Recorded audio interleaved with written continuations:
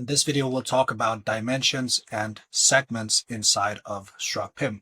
So let's head over to our settings area, and here in our data models section, we can access our dimensions. And here we can see the list of available dimensions that we've already set up in our Struct PIM instance. We could easily create a new dimension here and then just follow the creation instructions. So what is a dimension? Well, let's take a look at one of our dimensions here. Let's take currency, for example.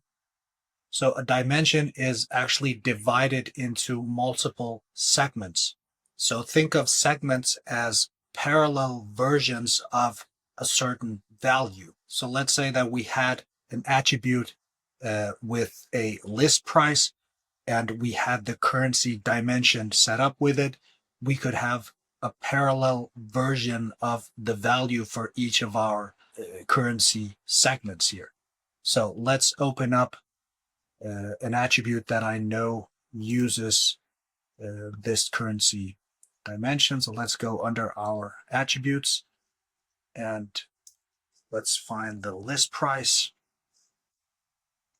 So here we can see that this list price attribute is of the number type, and we have segment data turned on, and we've selected that our currency dimension is the dimension that we want to be able to segment by. And we've also set up a fallback segment as well. So this is the default setting that this attribute will use automatically. So if we now go to one of our products that uses this specific attribute, let's say one of our laptop products, and scroll down to the list price that we have here. So we see at the top of the field here that there's a small text label that says EUR for euro. And if we go to the top of the edit page here, we see a selection where we can actually select our dimension segments here. So right now we're on euro. So let's say that we want to be able to access this list price in its Danish version. We could do that. And now the label here changes to DKK for Danish.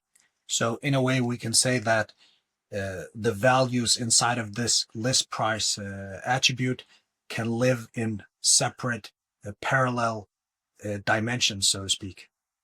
And essentially, it's the exact same thing as the way that we manage multiple language versions for a specific text attribute, for example.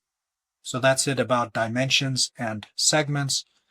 Hope this makes a lot of sense. Make sure to watch some of our other feature highlight videos.